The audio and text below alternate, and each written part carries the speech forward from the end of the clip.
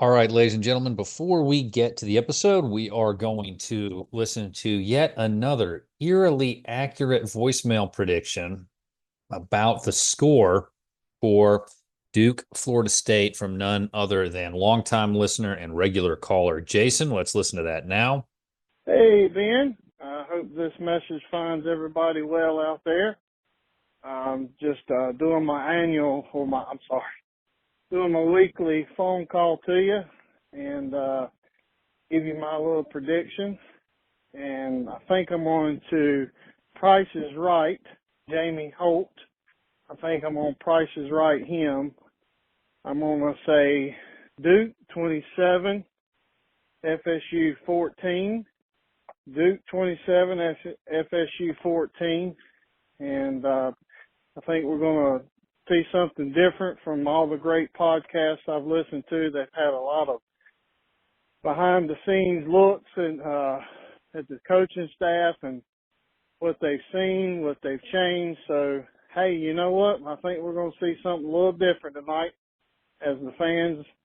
But anyway, Ben, just want to also send a shout out to your dad. I hope he's doing well. And keep me in your prayers, guys out there in Bull City land. I'm getting ready to go under the knife myself and have some major shoulder surgery done. So I jokingly told the doctor, said, look, I got to make it to the end of Duke football season. So that's what we're doing, November 26th. But just keep me in your thoughts and prayers out there. And as always, go Duke. Again, Jason, I hope you're putting money on this, man. I mean, I don't know how you do it, but you get really, really close every time. So, guys, get good with Jason and learn his particular set of skills. Thank you for the kind thoughts for my dad. You're going to hear from him in this episode. He's going to bring you up to speed on how he's doing. And Jason, I hope that your surgery does go well. We will be thinking about you, and hopefully I'll get to see you on Saturday night for the SMU game. I will be there for that game. One other quick thought, though, I wanted to go over before we get into this episode. It is actually not football related. It is basketball related. With Tony Bennett's retirement, I've heard a lot of talk about people kind of hand wringing or pearl clutching about the state of college basketball, and I understand it. And there's a lot of talk that when you lose a guy like Tony Bennett and you've lost some of the older coaches, what does it say about the state of college basketball? So let me just go ahead and say this. It says what everybody in every generation has to experience, which is change. It's not the same today as it was in 2000. In 2000, it wasn't the same as it was in 1980. And in 1980, it wasn't the same as it was in 1960. Stuff changes. And people trying to link this back to Coach K and all that. Look, maybe he didn't want to deal with the NIL era, but he was in his 70s and the man had 5 national titles. What else could he accomplish? It's a very, very different situation from Tony Bennett, who I believe is 55, much younger. And look, Tony Bennett, good coach, great ambassador for the conference. You'd certainly want to keep him around if you can. But look, he chose not to adapt. He made a decision. He said, I am not going to adapt. This is who I am. I'm not going to change. And I don't think that is something that should cause us to collectively hand wring about and collectively clutch pearls about. I mean, you don't lionize businesses that refuse to adapt to a changing marketplace. You just don't do that. Instead, you look at companies like IBM who have constantly changed, constantly adapted, and always found a way to stay relevant and important. So, he retired. He chose to retire. He chose not to adapt. I mean, get over it. Sorry. I've listened to a lot of people talk about Tony Bennett and how sad it is and what an indictment it is of college basketball in the state of college basketball. He's choosing not to adapt. Okay. I'm not going to shed any tears about it. And let's not hand wring over the state of college basketball as a whole. Okay. He made a choice. You can respect it. But let's not then take it another step further and talk about the state of athletics as a whole. He could have tried to adapt. He could have decided he wanted to, but he made himself obsolete. He punched his time clock. That's really all we need to say about it. Okay. So anyway, I know that's a little off of what I normally talk about, and it's not pertinent to the podcast, but I just got tired of hearing that take on it. So I thought I would put my own take out there. Probably not the smartest thing for me to do, but nonetheless, I've done it. So anyway, guys, hope you enjoy the episode. And as always, thanks for listening. And more important, as always, go Duke.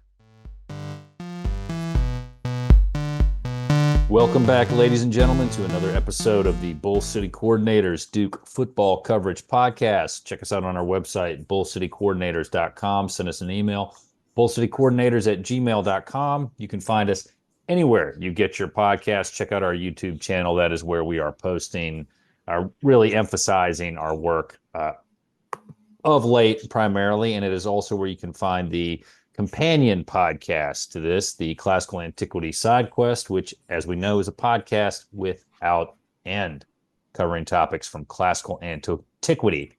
It is very fascinating, very interesting, a classic, very intelligent. Quiet you. Very intelligent and enlightening and informative guests. So check out the Classical Antiquity Side Quest. And when you're done with that, come back here because, hey, Duke is 6-1, man. Bowl eligible, going bowling this year.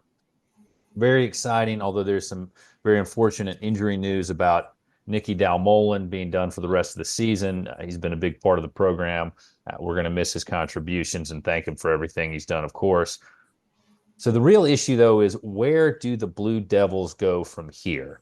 And instead of checking in with an SMU podcast or an SMU journalist or someone on the beat for SMU and the Mustangs, I thought instead what we ought to do is really get at the pulse of Duke Nation. There's only one way to do that. And I apologize in advance for subjecting you to it, ladies and gentlemen. Hey. But we're going to check in with Richlandia. It's going to be a full episode with our Richlandia correspondent, none other than my dad. How are you, sir? Correspondent. Does that mean I get paid finally?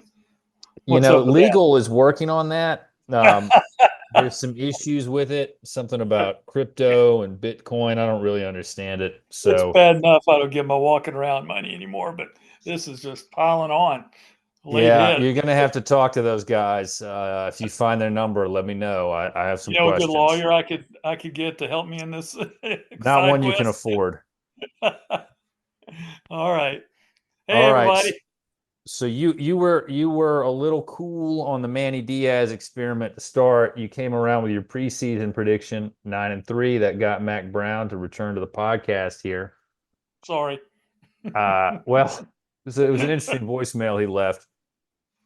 But why don't you tell us, kind of where you are, what you think about this team 7 games in, heading into game 8?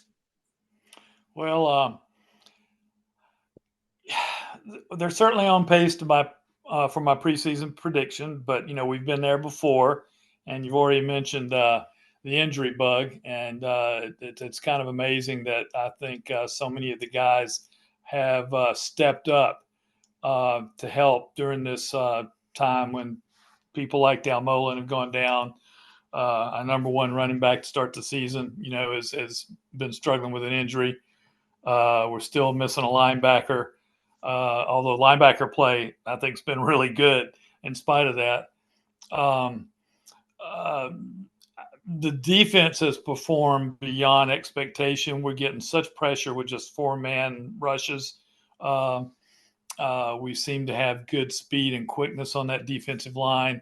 The defense, thank God, has been able to even score points for us and set our offense up. It's been a fascinating thing to watch. How long they can keep this up, or can they continue to do this in some of these upcoming games, which I think we're going to have to hope they can do, because our offense, most talking heads with football, they tell you the defense is always ahead of the offense at the beginning of the season.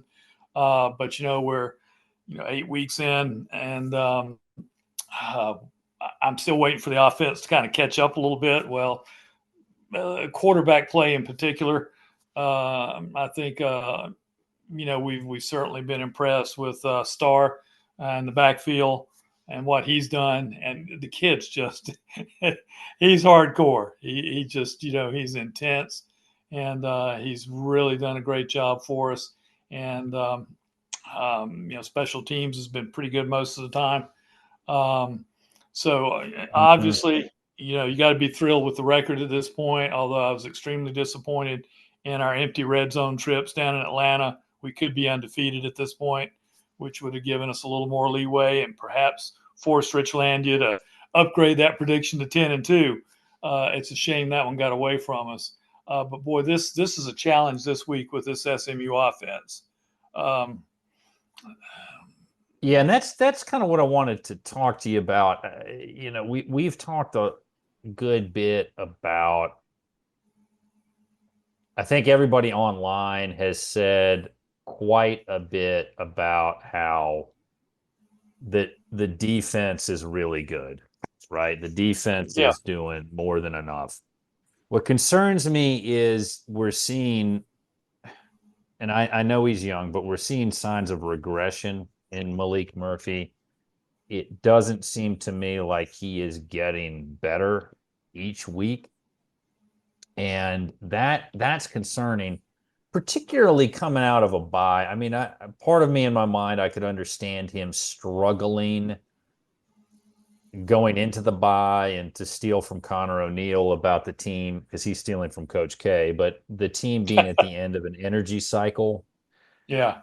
But to come out, and I know the Florida State corners are good and they played well, but with their arms wrapped around our guys. But well, I know, but they did it in a way that hid that. They were smart. They hid where their right arms were from the officials. They were doing that right. But if you look at let's look at Murphy and his stats. Okay, since the MTSU game, 15 of 34 against North Carolina, 18 of 31 against Georgia Tech, and 12 of 24 for 70 yards. 2.9 yards per, along a 15. So gosh, when his remaining 11 were for what, 55 yards? Yeah. That's concerning. And his completion percentage has been under 60% in each of these last three games. Yeah. SMU switched up quarterbacks and it's paid dividends for the Mustangs. Mm-hmm. I'm not necessarily saying you bench Murphy, but what I am saying is maybe you tweak the sets a little bit and make things a little bit more suited to what he's capable of. I mean, what you've been watching confusing Duke football for longer than I have. What are your thoughts? Well, I can remember people complaining a few weeks ago that, they were ready to get off the 26-point mark. And I'm longing for the days now where we scored 26 in a game. But it's he came in with a lot of hype. Now the talk is a lot of people that are defending, his performance by saying, well, he hasn't really started that many games. He's still learning. But like you alluded to, it feels like what you should be seeing, which is, some steady improvement, ideally, is not taking place, sort of a regression. And, I kind of hate to call people out, but, in the days of NIL, they're kind of semi-professionals now. So I feel like we're a little more, and it's not just on him. Obviously, there's a coaching staff that's and I think that's where and I think that's where we should start if we're going to be critical, because he is fairly new at this, and they've got him in an RPO system, and that's just not who he is. No, that's what that's the part for me that I don't understand, and I don't want to jump on critiquing really him at this point. I mean, it's more maybe this system is not well suited to what he can do, and you would think maybe they put him in the gun. Maybe they play action. I mean, that stuff worked for a long time. Now, we talked about a little bit about this last year, but of course we were down to our third string quarterback when Grayson Loftus, a true freshman at the time, came in. And obviously he didn't run as much, but you could understand that because he was kind of the last guy. And we didn't want to do anything to, to get him hurt. But when you're in a situation where this guy that we have now is obviously either partly by design, partly by who he is and what his skill set is, or some combination there, and part of it could be coaching, I don't know, in terms of what they want him to do or not do. When you take that threat away of even taking off in a wide open situation or stepping up into the pocket, or I mean, he's had so much green grass in front of him at times where if he had pulled the ball, he could have easily gotten significant yardage and slid and not be hit, you know. So it really puts extra pressure on the offense and the play caller, and I think it puts extra pressure on special teams and defense, and it's it's a conundrum wrapped in an enigma and a riddle and all that. I just don't. I want to continue to be optimistic, but it seems like we're making things a lot tougher on us as the schedule continues. Because what we got SMU and Miami coming up, and Right. And what here is kind of what my thought is, and what we're seeing with this Manny Diaz system. I had this kind of realization today, this epiphany, if you will, what drunks call a moment of clarity, to quote Pulp Fiction. It occurred to me that the game plan may be that Manny Diaz is going to essentially be implementing a system that's similar to what we've seen from Dave Doran at NC State, in that the goal is not to score 45 or 50 a game. The goal is going to be to play really good defense and have your offense do just enough to win a game for you. What we've seen with this offense this year makes me think that is what we should prepare ourselves for. And I'm happy to win games defensively. I'm happy to have us be competitive like this. But the part where a lot of us are going to scratch our heads and keep scratching our heads is going to be when it comes down to, why do we keep running the ball up the middle when that is not there, right?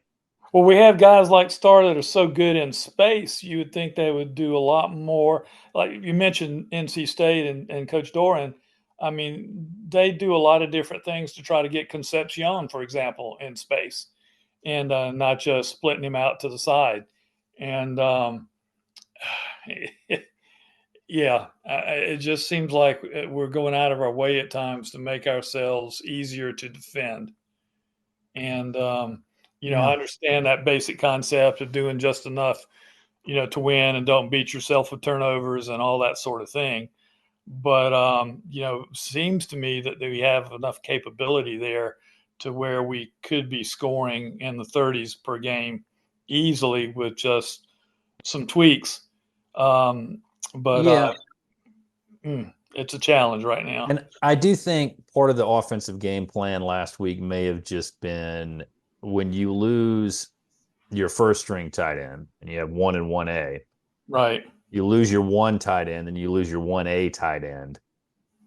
That takes out a significant portion of the passing game, because Dalmolin had been getting a lot of throws his way. Yeah. So I wonder how much that impacted it. But what I can't figure out, though, is pitch the ball to the outside, man. Stop running up the middle. I mean, you and I talked about what seemed to be, you can't stop everything normally defensively unless you're truly a mismatch situation with the opponent. But the slant, for example, we talked about, seemed to be there a lot more than we tried to take advantage of it. And whenever we did it, if it was caught, I mean, it seemed to be open. It was there. If the throw was there, and why not keep going to what's working until they make an adjustment to stop it, and hopefully then that opens up something else from the playbook for you. right. It's well, And opening up the playbook and scoring is going to be important because hold on to your butts, everybody. Let's look at Kevin Jennings' statistics since Oh gosh, I was this kind of year. hoping we could skip right over that. He's a cool. He's he's just a casual 97 for 147 for 1,336 yards, 66% completion, averaging 9.1 yards. I'm assuming that's per attempt as opposed to completion. Uh, 9 touchdowns, 2 picks, only 6 sacks. And these guys have 1,397 rushing yards. So checks notes, that's not bad. 16 rushing touchdowns. Yeah, And their I third down think conversion rate and fourth down conversion rates are good too. why we need to go there. Why Well, why we need to look at that. we got to get off the field, so our Why guys are you can three and bringing up old stuff? Why?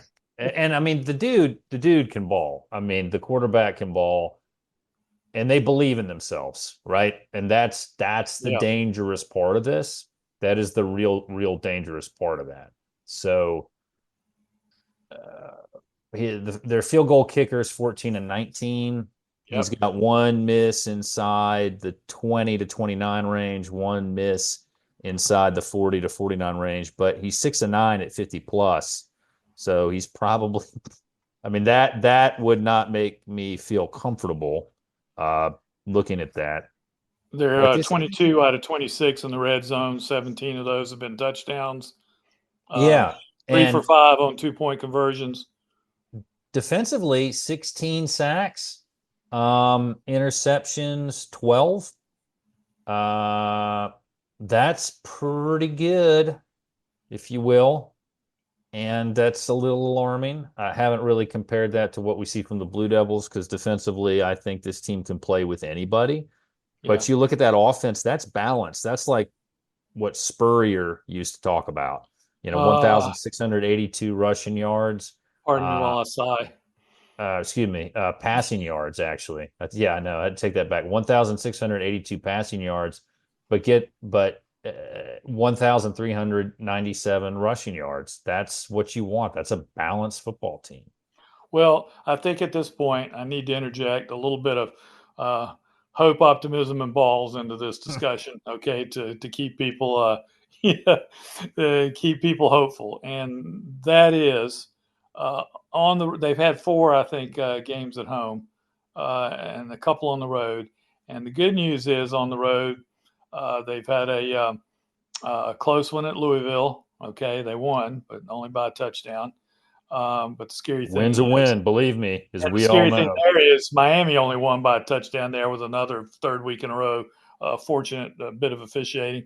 Which reminds me, Also, guys, buy your another crappy call shirts from the site. But go ahead. yeah, they had a close one at Nevada, only won by 5 there. Of course, the big one, the one loss, very close loss to BYU. But I mean, they blew out Florida State, holding them to 16 like we did, but they scored 42. They beat TCU badly. It's laid 66 on them.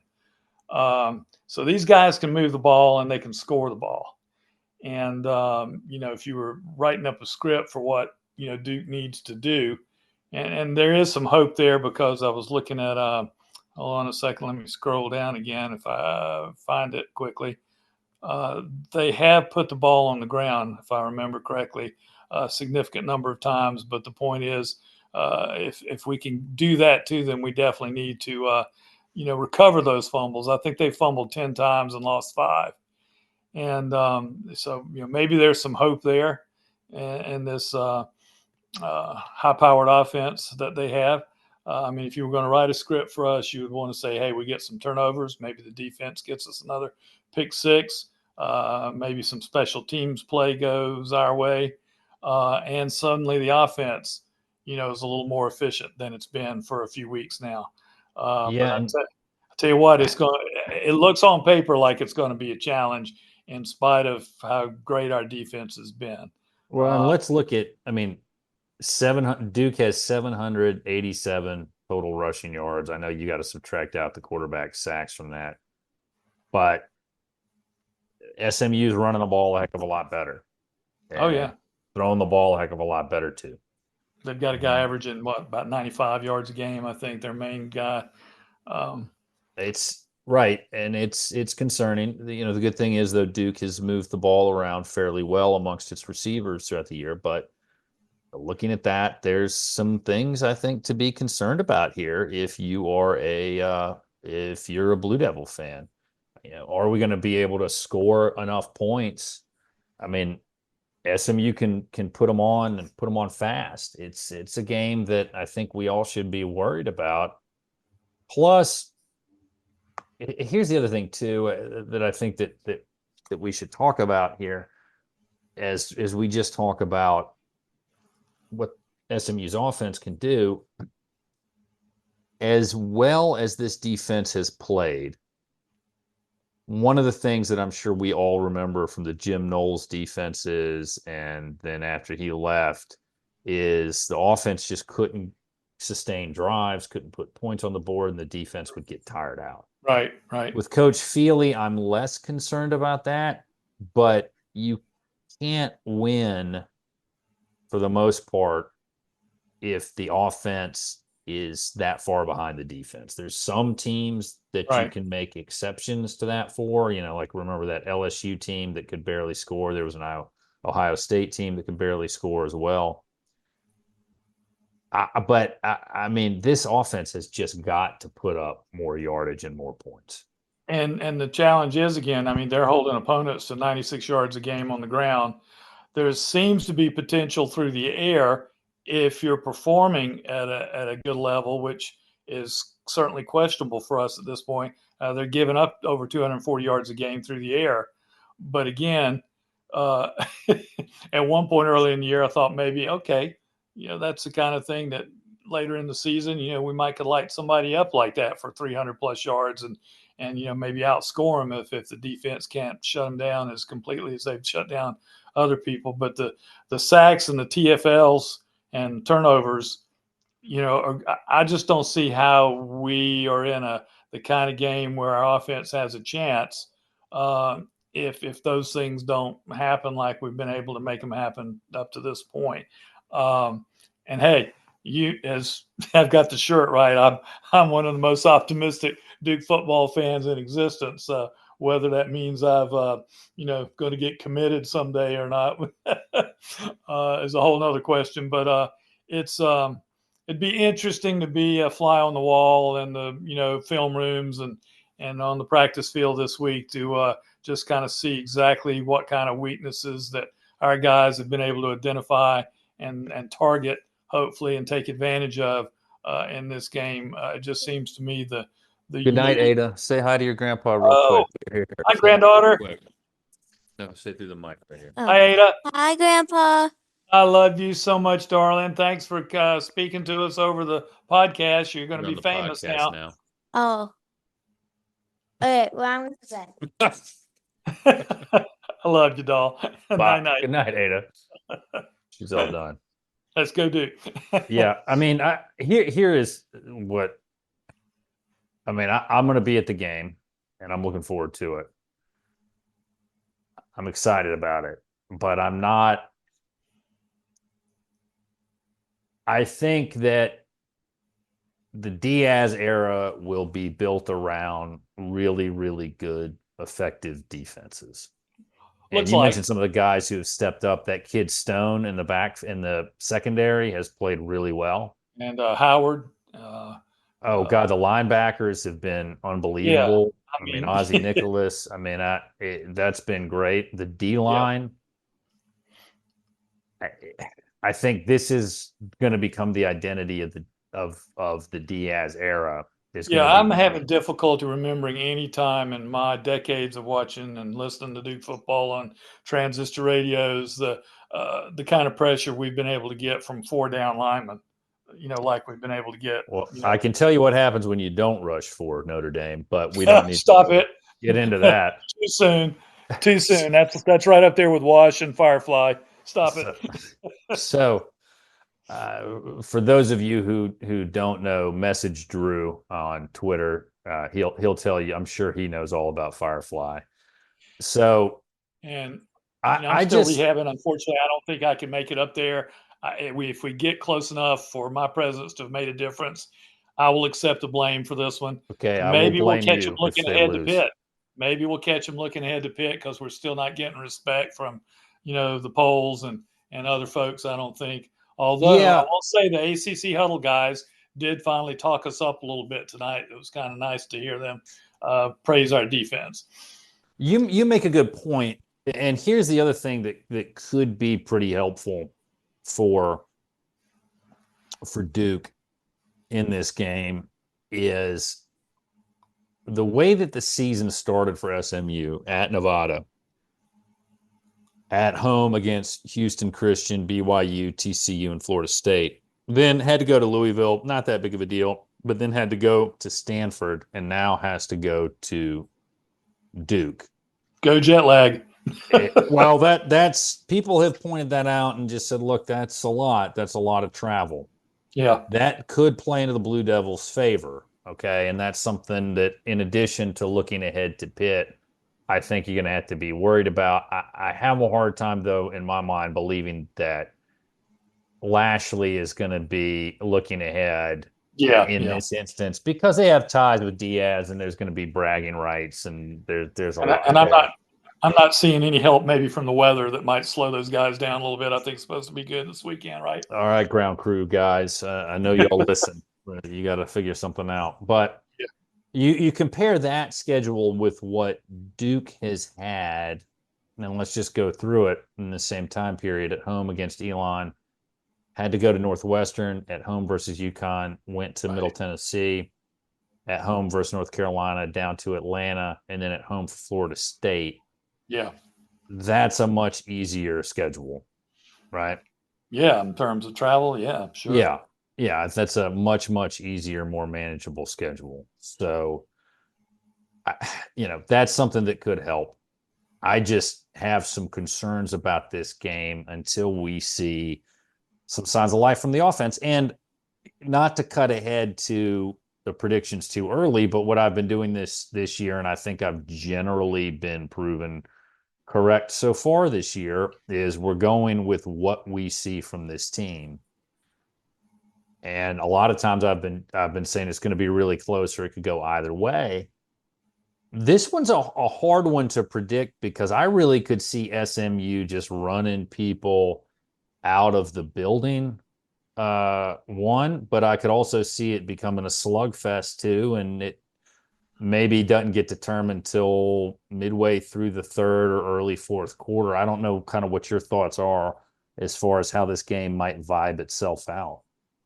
Good point. I tell you, we might be. I mean, you got to feel like BYU's a pretty good, complete football team, but our defense might be right there as one of the best defenses they've seen so far.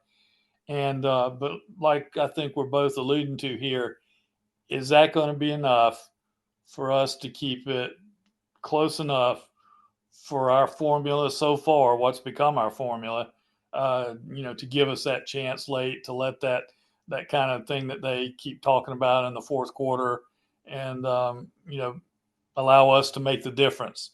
But it sure would be nice if we could put a little pressure on them, early and get off to a better start offensively or be more consistently effective, throughout a ball game. I was looking at their scores by quarters, and I'm thinking their third quarter has been the one that they've been the most, or been their opponents have done the best against them in. So, anything we could do to slow them down early would probably go a long way toward, giving us a shot at this one. But like I said, I just think it's one of those things where a lot of little pieces kind of have to fall in place for us to have, as I thought we were going to be 7-0. I thought we'd beat Tech down there, and I thought we should be able to beat Florida State, maybe a little worse than we actually did.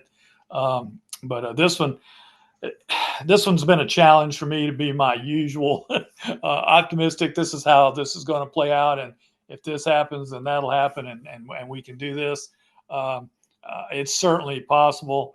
As Manny keeps saying, these guys aren't beholden to anything in the past. They just feel like they can do whatever task is put in front of them. And maybe that's going to be the difference, because they certainly look like they believe. Well, you talked about the defense, and to point out what Connor O'Neill tweeted out today, Duke leads the nation again in nice number of tackles for loss. That number being, of course, 69. Nice. So nice. The question though is, as great as that defense has been, customarily the defense is not going to score you as many points as it did against FSU. Right. That's the part that I'm having a hard time with is we've got good players, we got good tools, we got good weapons, but we just can't seem to match the sum of the parts. Yeah. And in spite of their explosiveness, I think their what is it? Their time of possession still been about 29 or 30 minutes a game too. And, it's here's their score by quarters again. I mentioned that. And this is going to be a challenge. They've outscored opponents 66-31 in the first, 74-43 in the second. So, they're putting some of these people, if not away, putting them in a tough position. Third quarter, they've only outscored their opponents by 5, but fourth quarter, 57-17. Of course, Houston Christian's one of those, and that was obviously a mismatch. But like I said, they routed TCU, and they're thinking. They put a whipping on Florida they're State. Thinking ACC championship game. If they keep rolling. Yeah, and they put a whipping on Florida State too. Yeah. But this is the hard part. Nevada, no disrespect to those guys, or Houston Christian, or I'm trying to pull this up now and get a sense of how good some of their schedule is, but they've got a really good win against Louisville. Right. And BYU is a good team. Yeah. All right, let's ask it maybe this way. All right. TCU guys is 4-3, BYU, of course, undefeated. Nevada is 3-5, and we all know about Florida State and Stanford. Let's maybe do it this way. What does a Duke win look like? What would we need to see for Duke to get a win in this game? I think we need to turn the ball over, or excuse me, we don't need to turn it over. We need to turn them over. It would certainly help, I think, if the defense did maybe get at least one score for us. I'd like to see special teams in terms of a point differential, make a difference. But, to be honest, I think we got to get up there around 30 to be more certain that we've got a good chance to pull this thing off, unless, they're helping us more than I expect them to. But like I said, they've put the ball on the ground 10 times. They only lost 5 of them. I think the potential's there. I think we need to be a little more creative with the playbook. And it's not that I don't believe that the defense can't do what they've been doing, but they need to probably do at least as well as they've been doing, maybe a little bit better. And is that still going to be enough if our offense doesn't pick up the pace a little bit? Does that make sense? The way I see it is obviously you're going to have to win the turnover battle. Yeah. And it doesn't necessarily mean that you create turnovers. It means you don't turn the ball over. Right. And fewer penalties would help. Right. That one that took Thomas's runaway, it was on the tight end, I think, was a garbage hold. Yeah. Oh, man. I could see maybe why he thought it was a hold, but when you saw it again, it clearly wasn't a hold. But anyway, be that as it may. Obviously, here's the thing. Football is a lot simpler than we make it. It is much easier than we make it. how you win games are generally the same. For Duke to win this game, don't turn the ball over. Be smart and opportunistic on offense. Okay. Yeah. You don't necessarily have to score. Let me try that again. Sorry, guys. You don't necessarily have to score a whole lot of points, but you do have to put together good enough drives to let the defense not get winded. Okay. And maybe that's old Duke talking coming out of me, but it's what I'm saying. And if we could, I would imagine they're hoping to, again, improve their time of possession so you can maybe keep their offense but off I think the field a little more. Yeah, I think what has to happen for Duke to win this game is the thing that has really occurred for the Blue Devils this whole season, which is keeping it close and giving yourself a chance to close it out late. Yeah. Right. And not collapse like what happened against the Yellow Jackets. If you can do that, if you can play the solid defense that you've been playing all season, I mean, let's go through the scores. Gave up 3 points to Elon. Gave up 20 points in double overtime to Northwestern. That's pretty good. 21 points to a UConn team that's not half bad. And boy, did they get hosed on a pass interference call at the end of the game against Wake Forest, or near the end of the game against Wake Forest. Okay. Much better team this year. Only gave up 17 to Middle Tennessee. Only gave up 20 to North Carolina. Gave up 24 to Georgia Tech. Gave up 16 to Florida State. So if the defense hovers around its average against its mean, right? Yeah. If it hovers around there and it keeps SMU to field goals and doesn't give up touchdowns and gives the offense a chance to win it late, I mean, this team has shown it can close out games and win in the fourth quarter. So I think that's what a Blue Devil win would look like on Saturday. Yeah. Now, of course, sometimes when we do all this sort of rational data analysis, things go really haywire, and suddenly Duke lights them up for 30 or 40. Now, whether that'll be enough or not, because they're capable of exploding too, and it turns out to be totally different from what people have expected. So, I could live with that if it takes place. But I think you're right. If you're looking at this objectively and the way this team has performed and the way the games have evolved each week, week in and week out, you would have to think, well, if they're able to do that again, a little bending, not breaking kind of thing, that once SMU gets deep, then hey, let's talk about line of scrimmage and leaning on them and strengthen the fourth quarter, and see what happens. Fingers crossed. Let's hope we get something like that unfolding again late, and we stay healthy. That's another thing. You never know. Somebody from SMU could get hurt, or us. And that could alter things a little bit. Or consider this. This is going out there. What if their plane gets rerouted and they get on the wrong plane, or they sleep in late, and it's kind of like a Home Alone situation. Okay, I like it. And they're trying to go back to find them, and they got to hang out with a polka king of the Midwest, right? John Candy, right? I mean, anything's possible. So what's your prediction? Well, no, you have to go first. Oh, the guest always predicts first. I tell you what, it's too late in my life to not stay optimistic, and I've got to hope that they're going to find a way to meet this challenge, just like they've met all the others except Georgia Tech. And let's say it's one of those games where they surprise us and suddenly we find ourselves with 30 points. And so let's say Duke 30, SMU 23. Wow. So I'm going to stall for time here a little bit. Well, hey, I was going to talk about basketball. Did you watch the? No. We're not. It's not. No, it's too early for basketball. It's too early for basketball. I can't invest.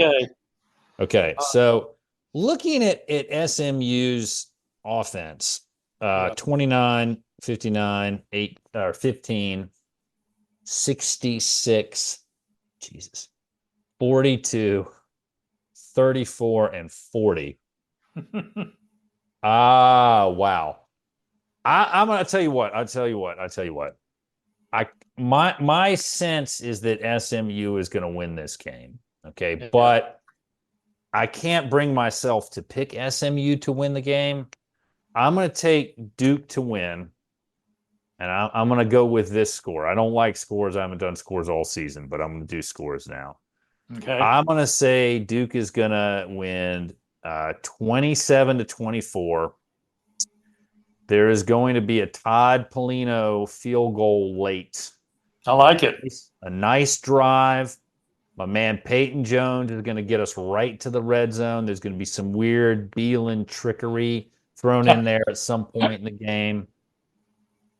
And we're going to rush the field, and Duke's going to win 7-1, and Cam Ward is going to be scared come November 2 and not want to play the Blue Devils. I'm just kidding, Cam. You're that guy, believe me. But that's where I'll instead of saying Cam Ward's going to be scared, I'll say Cristobal will revert to his terrible coaching habits. And Manny's October surprise revenge game. I like it.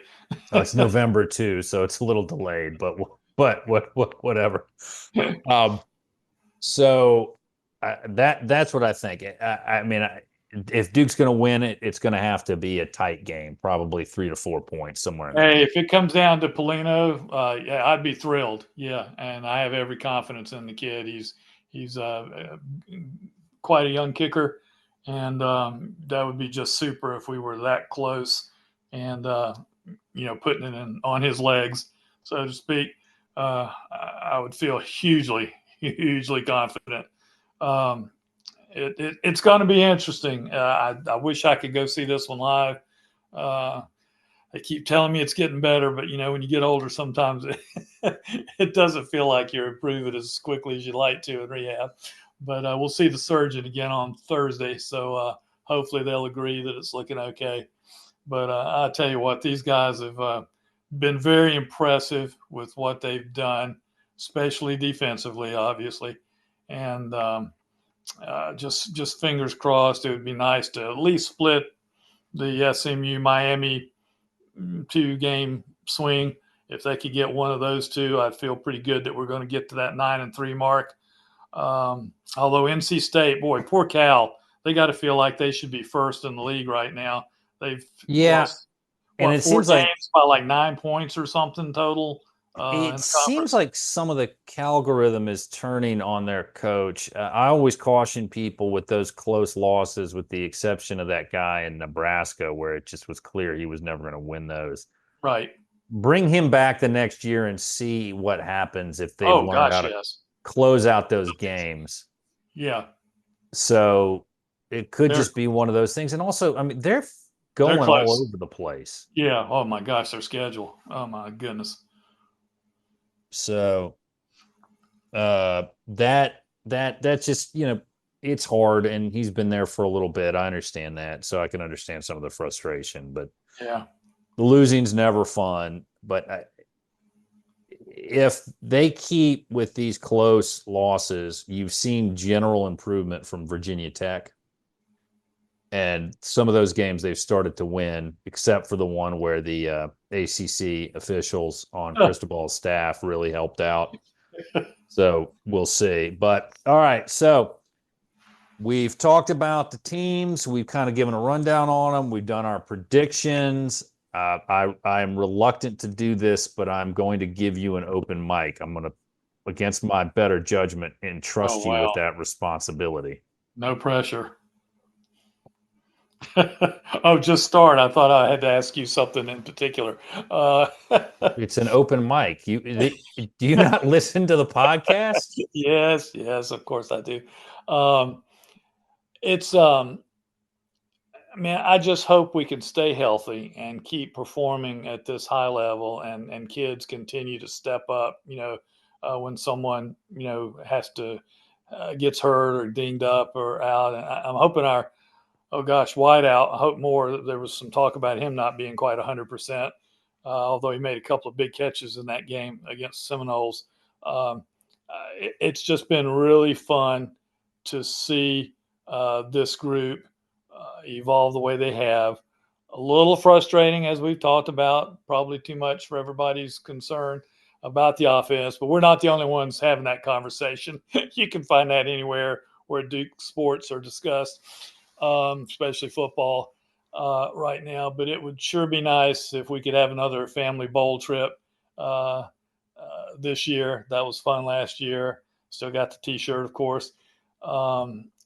It's been great to see because that's a third coaching staff and a short amount of time for the football program, and you just never know how those things are going to go.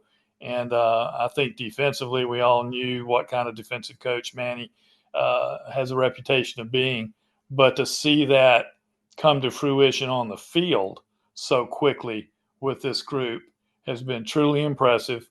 And, kudos to all the folks involved in making that happen because it has been something to watch. And the quickness and team speed on defense. And again, we got skilled people on offense. If we can get them the ball in space, if we can be a little more creative with the offense. And if Malik can improve in some areas that he's got to improve in, because I assume he sees himself, as an NFL potential draftee someday, but he's got some things he's got to work on to get there. And he's got to be a little more realistic about the fact that that's going to involve some contact, and he has to be able to, to deal with that. And not to interrupt your open mic, but I'm going to. Okay. The issue, and you and I have talked about this a lot, is I don't think he ever has to be a running quarterback if that's not who he is. I mean, you and I have talked about this. You can't turn someone into a player that they're not, and that's fine. But what he has to do better, I think, more than anything else, is just learn how to step up in and move around in. And that could be a function, though, of him being coached to get rid of the ball really quickly. It could be a function of, and that's what I'm saying. It could be go to your one read. Right.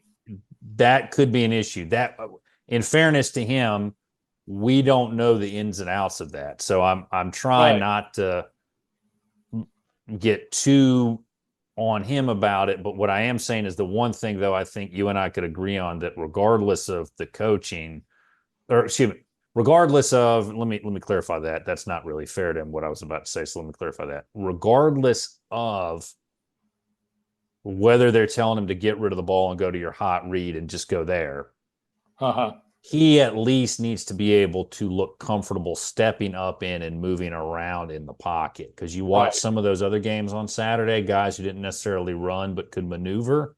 And extend plays. That's what he's got to get better at, is what I think. Oh, absolutely. Absolutely. And it's a little frustrating because we definitely have some talent on offense in spite of the injuries in the backfield and at tight end. And, we've got to just be better at taking advantage of the talent that we have in those positions. I think the offensive line has come together and done a really nice job. We've been able to lean on people in the fourth and, run the ball. Some maybe that we, didn't run as effectively earlier in ball games. Overall, it's been pretty pleasing for the old man here while he's dealing. Thank God I've run out of legs to have knee replacements with. It's been a nice autumn so far in terms of Duke football. This will be a challenge, a different kind of challenge, but they've met every challenge so far, and I don't see why we can't win most of the rest of these that we've got left and get at least a 9-3. Obviously, there are only conference games left, so we may not get into that conference championship game unless we could sweep the rest. By the way, have you read through the tiebreakers? I don't know why in the world I have not, nor do I have any interest in doing so. You would go and get rid of, we talked about and I'm not going to focus on basketball, but it's open mic time. But the unequal scheduling in basketball has now found itself to the football field, and they've gotten rid of divisions. And at least if you had divisions, everybody within the division would have the same schedule, and you would have truly the two best.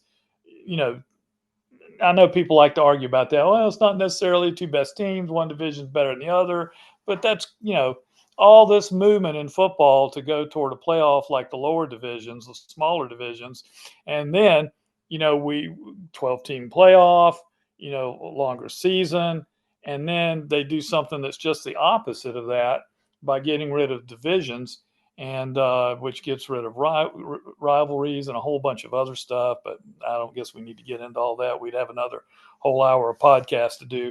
But all right, Grandpa Simpson, get off my lawn. This we're taking you back to the crooked home we saw in 60 Minutes. Let me have one thing about that. If it gets all the way down to the bottom, the commissioner start yelling at the cloud. Let me finish. The commissioner can actually pick who goes to the conference championship game. What the hell kind of tiebreaker system is that? But anyway, I'll stop there. And I think that's not too different from some states when there's a literal tie election. It comes down to a coin flip or a draw of the hat. So I think that's fairer than having a subjective person, even though they're the commissioner and supposedly unbiased, make that pick. Well, let's just hope it's not the ACC replay crew. Because we know sometimes undefeated is no guarantee that you're going to get in from last year. I think Duke ought to start asking for a bigger share of the football revenue, right? Since what we've seen from Florida State. Just saying. North Joe Carolina. Ovius pointed out that Florida State will still demand more money because everybody is hate watching Florida State lose. It's been great. That's going to be how the Seminoles are going to handle that. But with that, we're gonna let Grandpa Simpson here get back to bed. We're putting him back in the home there. It was a rehab day. I'm tired. what was that line they had in that episode? How long until you kick Grandpa to the old folks' home, Dad? About 3 weeks. Anyway, so guys, you know where to find us. BoldCityCoordinators.com. We're everywhere you get your podcasts. Check out the Classical Antiquity Side Quest. I'm sorry my pronunciation at times has been a little off tonight, but I've had a rough 24-ish plus hours. Just crazy last couple of days. Anyway. Hey, let's go Duke and corral those ponies this weekend. That's right. Don't interrupt me. As I was saying, too late. As I was saying, nothing serious, nothing bad. Just it was a hectic weekend. It turned out to be. But so anyway, you know where to find us. Check us out on all the socials at Duke FB Coverage. Send us a message. Send us a message. Our DMs are open. I am getting really to the end of my energy cycle. If you guys couldn't tell, I need a good night's sleep. And I can't wait to see you guys on Saturday. I will tweet out where I am sitting. So feel free to come by and say hello. I look forward to seeing all you guys there.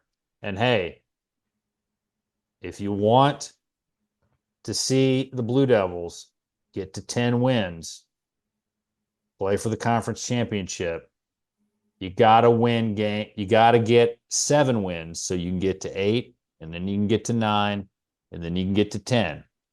And to do that, Duke's going to have to beat SMU on Saturday. So let's say it all together.